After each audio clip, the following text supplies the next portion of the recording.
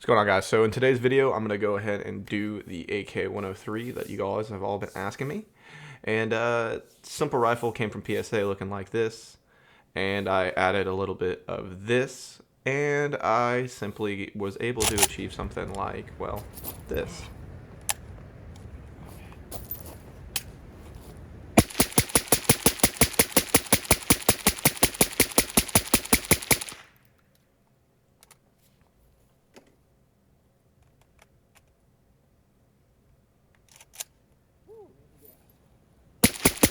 I wish it was that easy. I'm kind of a sucker to start my videos off with the fun part, the nice, beautiful mag dumps, but unfortunately for you guys, there's going to be a little bit of a longer video today. I was able to achieve really good reliability towards the end, and I will say that this gun did perform outstanding, but there definitely is some minutia, and if you're going to be buying this gun, you might want to stay tuned and listen to the process here. I will also say, as far as accuracy, I've been getting asked quite a bit about that. This is my groupings. That's a 5-shot group. It was good. But let's not pretend like there wasn't hiccups. There was, well, a couple.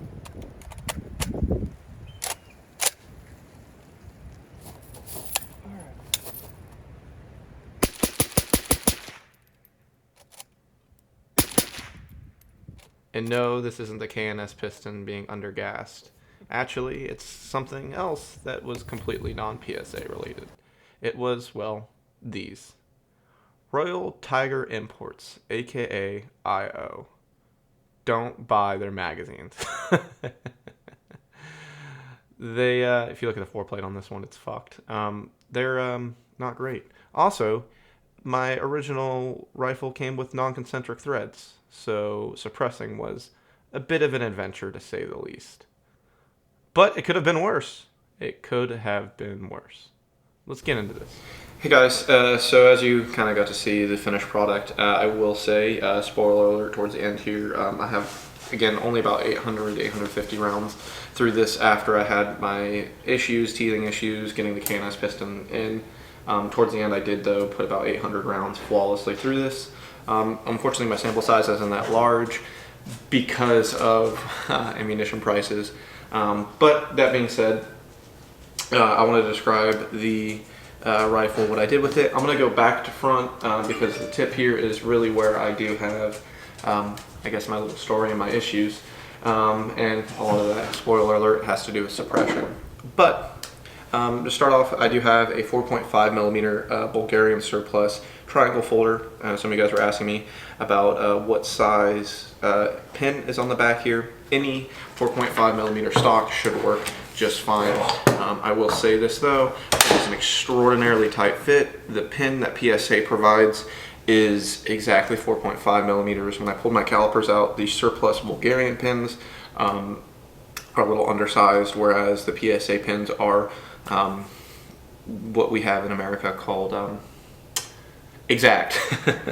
So it's very difficult to get one of these Bulgarian triangles, and there's some methods around that. If you guys want a video on that, I can do that, but really simple ways. You can just kind of chalk up the pin inside of a drill press, or preferably a lathe, and just take a little bit off. But yeah, I did get this in, fits fine, it's very, very snug. It's exactly what you think of for a side folder, works great. I have a Rifle Dynamics pouch on there just so I can fit suppressor paperwork and whatnot, and I have the wonderful Larry Vickers AK Sling. It's phenomenal, absolutely love it, does its job well, and again, as I move forward, I'll explain, but I do still retain the front sling swivel with the rail that I utilize. I use the US Palms grip. Wonderful grip. It's got a wonderful texture on it. Very inexpensive for what it is. To be completely honest, I prefer this over the really expensive Zenitco offerings or any other really AK grips. It's significantly better than the Magpul grip at around the same price. The triangle folder looks phenomenal. It really is, in my opinion, this quintessential AK, you know, stock ever since you saw all those rifle dynamic builds. At least me as a kid, that's really, I've always been wanting one of these, so I'm kind of happy I finally got to put it on one of my AKs. Moving forward, I do have an ALG AKT trigger on it, and this selector actually comes standard with the AK103 that PSA makes. Again, they don't do exact, they do what they feel is necessary, and this additional lip really does allow us right-handed shooters to actuate without having to break the grip, which is something kind of peculiar if you're used to AKs having to come off the grip and swipe. You don't really have to do that. It's awesome from the factory. It came bent exactly where I wanted it to be. Another thing that's cool, again, this gun is completely unloaded and there is no magazine in here. On the automatic, there is an automatic setting. Obviously, it doesn't really do anything, but it is just does allow you to still utilize it in the semi-automatic mode. Just kind of a nice little touch that you do have this. And for those of us with dreams and a Dremel and a drill press, you know, it's kind of nice to have. Anyway, moving forward here, we do have the AKT trigger. Wonderful trigger. Those of you guys who know AKs, all my AK builds have them. Awesome drop and fit. I did have to utilize the pin in it in order to get the safety to work properly. Instructions come with the AKT. There's a bunch of videos on there. If you guys want to see a video on how to install the AKT trigger, I can go ahead and do that. But again, it's a very simple process and it takes a file or a Dremel. Very simple. You're dealing with AKs, you guys know Dremel and a file is necessary on everything. I'm going to move forward in here to the magwell. This is a Ismash Bakelite, fits just fine. I've tried US Palm. I've tried obviously the mag pull that comes with it. Every magazine that you can imagine for an AK that feeds 7.62x39 fits well in here. There is obviously a little bit of wobble, it's just how AKs are, but I have had no reliability issues with magazines with the exemption of what I explained before. My only really reliability based issues with this AK functioning and cycling have been magazine related, and that was with those Royal Tiger import magazines. They were just absolutely terrible. As I showed you guys in the video, they had complete dents in it that was stopping feeding and those issues. So this rifle so far, the only issue that I've had with it, spoiler alert again, was the concentricity of the threads on this front sight post, and that is something I'll get into later. Let's pop the hood here. Dust cover, again, not really the proper cuts for an AK103 or stampings, but again, this isn't, you're not really buying this for surplus if you're doing a build like I'm doing, or an exact copy. I do have here this little recoil pad, and this has, or buffer pad, excuse me. This has nothing to do with recoil mitigation, has nothing to do with part saving.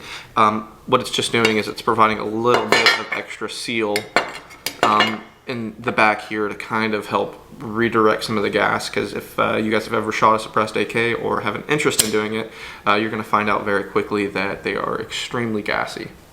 Moving forward here, bolt carrier group, I do have, I did change out. It's a very simple process, again, just does require a little bit of hand drill or drill press in order to get the riveted pin out, because they do rivet it like a traditional AK is. But anyway, the Arsenal AKM stem fit just fine in here, and I do have the KNS Piston. So again, if you're looking for a KNS Piston, you're not sure what size, generally speaking, whatever your caliber is, base that off of the Arsenal variant, and it seems to fit just fine. Works for the 74 and their series. The bolt stem, again, I have absolutely no issues with. There is a very small bit of splash, nothing abnormal. Most of that's going to be coming from the head of the ALG trigger, but again, really no abnormal wear after 1,000 rounds. There is just a slight bit of splash that you're seeing at the tip, but again, that's going to just derive directly from the ALG AKT trigger. But again, nothing bad. If you're curious about what the serials are, they're right here on the side. Very, very nice that each of the parts are serialized to match your actual gun, so it's a nice little touch. As far as the actual markings, PSA does have their markings here on the receiver in a very subtle, and that was one of my worries. I hate how PSA does these giant PSA logos. They have a very subtle marking here, and then on the underside they have this just very subtle, traditional, out of the way markings. So that's really nice. And then inside here, again, I personally have the AKT trigger installed. There is no finish wear here. I polish all my triggers, so that's why you're seeing it so shiny. And again, it works wonderfully. Perfect drop-in trigger. It's gonna be hard for you to see with the camera, but here where you see my finger, they actually do not use what you call a crow's foot. They don't use the little, it looks like a paper clip to hold their trigger pins in, so you're not gonna have that issue with walking that traditional triggers do. They actually use a plate system, and I really wish that all manufacturers would go to that. Not only is this probably easier for them to install, it's going to be a perfect fit, and you never have to, these trigger pins cannot walk without you physically removing that plate. So that's a great addition. I know it's not correct to the AK103 platform, but I love that they did that, and I absolutely love that they did this additional lift on this selector, especially for those of you, if this is going to be your first AK. It's a massive improvement because I have pretty average sized hands, you can see here. You have to completely break your grip to actually get the safety if it wasn't for this lip. So two things that if you're looking for an exact AK103 copy, you're not gonna have are gonna be this interior plate as opposed to a crow's foot and the selector. Another issue as well is the top dust cover doesn't have the stampings, and this actual pin on the recoil spring, this back pin that actually holds the dust cover in does not have that divot. There's a couple other things, but we'll move forward.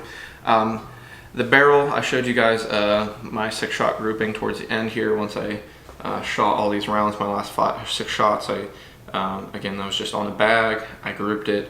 This thing is doing incredible. I don't have Bernal, I don't have any really good ammo. I have Wolf. Surplus ammo, steel case obviously, and I'm getting like 2 or less MOA in my 5-shot groupings with this primary arms red dot. It's doing outstanding. This is an FN Cold Hammer forged chrome line barrel. It's incredible. It does a wonderful job. It's been very hyped up. Everything they said is absolutely true about it. It is wonderful. The side rail does hold 0. I didn't really experiment too much with it other than a couple rounds, because then I immediately put on this red dot on my rail. Moving forward, my rail is a SLR 11.5 inch, 13.5 inch rail, and I do obviously have their gas block. You do have to have their gas block in order to utilize their rail, but what's cool about that, I'm sure that does help with my accuracy. It does semi-free float the barrel. I do have a Unity tactical grip on here. I know some of you guys were asking about this. It is a Unity tactical grip. It's kind of their newer vertical foregrip. It's just not a Magpul one, and it's unique. And what's really nice about it is it does provide the ability to reload magazines without it kind of getting in the way. You do have to be careful where you place it, but it's not long enough where it's going to actually get in the way of your reload stroke. As you can see here, the magazine has full travel. Whereas if you have anything longer, you know, like you see guys, they call it shark fin, the dong grips. You do have to have kind of a nice little happy spot. And this Unity Tactical, I'm sure they didn't design it for this, but it is subsequently perfect for AK rails. On the top here, I do have the Primary Arms Advanced Red Dot. Very inexpensive, pretty good glass quality. I do own a couple T2s. Some of my new AR videos I'll be doing, I'll explain my absolute affection for them, but this survived me mag dump after mag dump on this AK. Glass quality is okay, but yeah, it's able to survive an AK on an Ultimax style gas block, so I trust it, and it's done a wonderful job. And moving forward, I do have a couple of these little rail protectors just so that way I can utilize this gas block just a bit longer. There's just a bit more texture up here that it's going to have to start to sink that heat into before it gets too hot to touch. Again, another reason why you don't want to use an angle foregrip as opposed to a vertical grip on an AK is if you are an AR guy, you know, you're very spoiled by the aspect that you can keep your hand on the rail. This is the gas block itself. It's going to get very hot. So having this vertical foregrip and being able to go down to the gangster grip when this gets molten hot is a really nice feature. I just have an HLX on some, I don't know, I'm assuming some off-brand Chinesium M-Lock Scout rail that I've had sitting in my safe. Again, this light has been sitting in my safe for a very long time now, but yep, I just have it with the click tail cap. Again, just simple, just wanted to have some white light for when I do low light shooting. Moving forward, what's really nice about the SLR rail as opposed to the Ultimac and their handguard system as a whole, this front sight post and this rear sight block does actually co-witness through the red dot sight. So in event that your red dot does go down, you can still have full access to the red dot, and it is a lower 1/3 co-witness. So that's very nice. Moving forward, you do have the FN markings on the barrel. If you can see those, very nicely done. Very subtle, but if you look for them, you can easily find them. We do have the bayonet lug, and it does fit a traditional combat bayonet when you use the slant brake that it comes with. The brake that the gun comes with traditionally is awesome. It actually does a very, very good job, and it's not overly aggressive, which is very surprising to me. But as you can see, what I have here is a Griffin Arms compensator a Griffin Arms thread adapter for the thread pitch that this actually has, and then it tapers down to a 5/8 by 24 thread pitch, which I have a dead air compensator on, and I have the shims, so I have it timed well. Again, like I said, the only issue I've had with PSA, so their rivets, everything on this gun when I got it was absolutely spectacular. Both Arsenals and other AKs, the rivet quality on this has been absolutely spectacular. It looks, whoever they have doing their rivets does a wonderful job. Everything on this, paint, finish, everything has been spectacular.